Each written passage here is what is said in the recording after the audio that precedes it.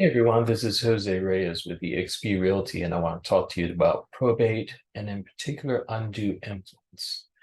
Now, this is the sad part of probate in that people, when they're looking at an estate that's going to get distributed and portion would go to them, or maybe normally would not go to them, people sometimes will do things that are inappropriate in order to influence the decedent before their passing and either get them added to the will of trust or to increase their portion of the will of trust.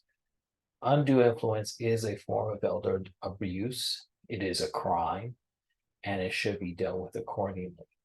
Having said that, this is one more reason why you need access to a legal professional who can review all documents and someone who may be familiar with the family dynamic to determine if everything is correct and appropriate, or if there may have been some undue influence used to better an heir's situation.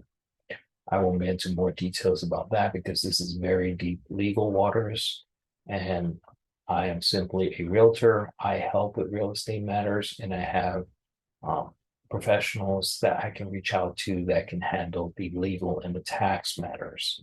So if you want to get a reference, feel free to scan the QR code. That'll give you my number. You can also reach me via social media.